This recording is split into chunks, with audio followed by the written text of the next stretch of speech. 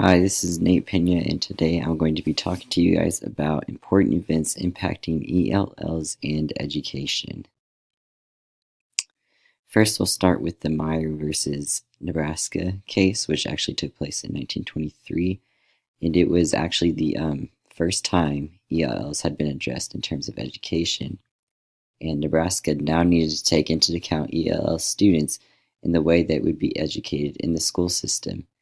And this little picture I have on the right side is a little picture I pulled up from Google. It was like a newspaper article, just kind of like the cover of it, describing like what happened in this case. And then next up is the Mendez versus Westminster case, which took place in 1947. And the federal court started to crack down on segregation in education because, as we all know, what was trying to happen during this time was the separate but equal, which we'll actually talk about later in the slideshow, but just kind of how that wasn't fair. This case led to the Brown versus Board of Education case, which I think we will actually be talking about later in this presentation as well. And again, this case was just dealing with racist segregation and its legality. And then the Brown versus Board of Education, which took place in 1952. The court ruled that the separate but equal was not fair at all. This case helped move towards the Civil Rights Act of 1964, ruling against all segregation everywhere. So this kind of started as an education thing, students not getting the appropriate education according to like what white students were getting versus what all color students were getting. So this little picture I also got from Google. It was just kind of what had started to happen once these civil rights and this Brown versus Board of Education happened. They were like integrating these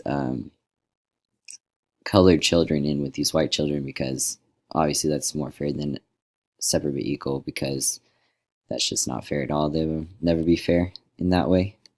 The Bilingual Education Act, which occurred in 1968, this act caused the addition of the Title VII, which helps students struggling with English to start having educational programs and better teacher training in these specific areas.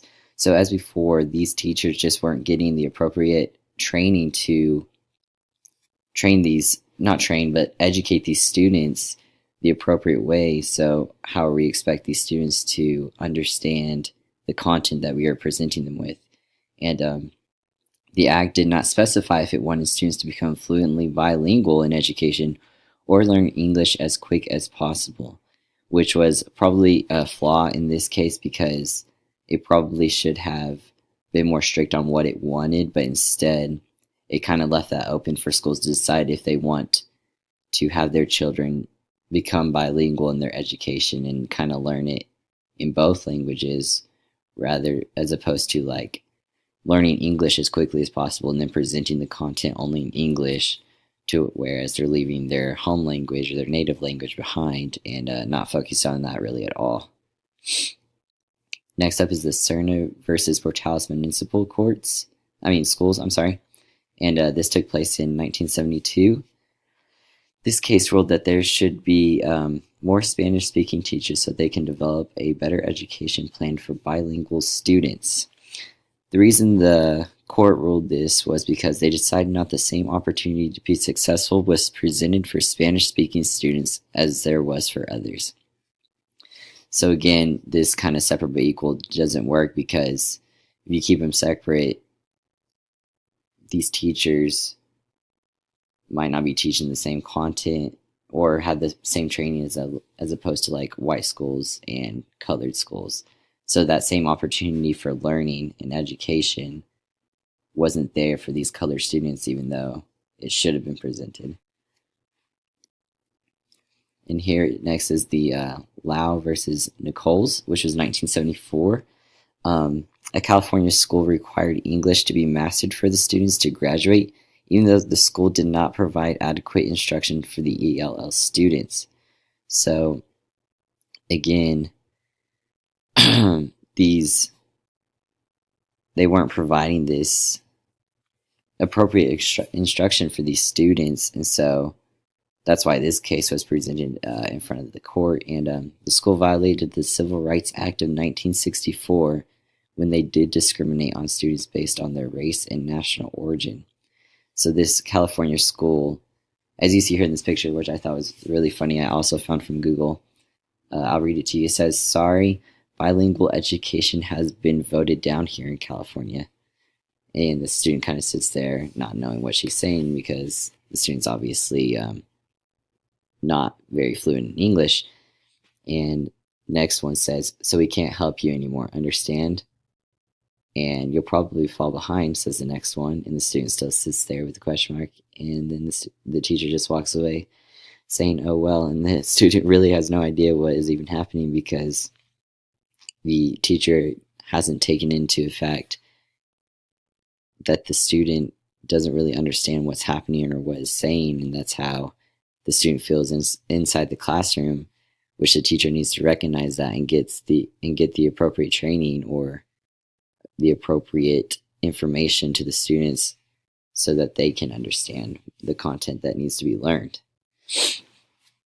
Next up is the Castaneda versus Pickard, which occurred in 1981, or when it started. And public schools now had to identify with the standards of the Equal Education Opportunities Act when handling bilingual education. A way that the court ruled the schools should do this is by testing to see if ELL students' needs are met. So I kind of pulled this picture as well. It's just like a bunch of different, all kinds of like a variety of students that could end up being in your classroom. You really just don't know what to expect. So you just kind of have to be prepared for anything that is thrown your way, really.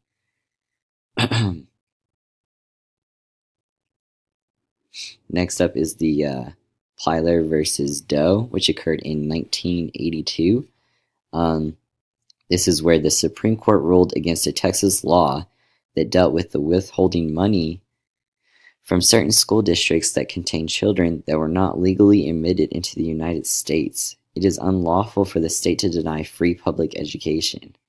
So what this case dealt with was these students were having to not pay, but they just didn't have the appropriate funding that the other students, the white students, the students that were born and raised in the United States had, which is just completely unfair. And so as they came out and said, like, it is very unlawful to deny this education to these students because they deserve free, appropriate education just like the rest of the students here in the United States that were born here.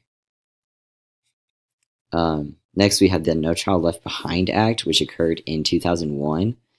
And this still has a large effect on the standards in education today. This set higher goals and standards for all students, which then in return would offer greater student achievement return would offer greater student achievement in schools. So this picture I kind of pulled, it's a man talking down to him saying, "Your district's FCAT scores show you're doing a good job. As a reward, I have something for you." And he tells her to hold her hand out, and it's actually a ruler that says education funding cuts, which really isn't fair, but kind of have to deal with it anyways. But yeah, so this No Child Left Behind Act passed by President George Bush still has a huge effect on the way schools are run today, just because these schools now have higher standards and goals for these students to hit their achievement gap in their education now. And last but not least is the most recent Flores versus Arizona case, which occurred in 2008. The federal court required Arizona to fund ELLs better than before, which would provide a better opportunity to succeed. This case caused the standardized methods for identifying LEP students. So again, we've kind of laid the groundwork of how this should be run, but this is like kind of improving and bettering this education for these ELL students so that they can get they can be most benefited out of the school system like these other students are. And here is my reference side. Thank you very much.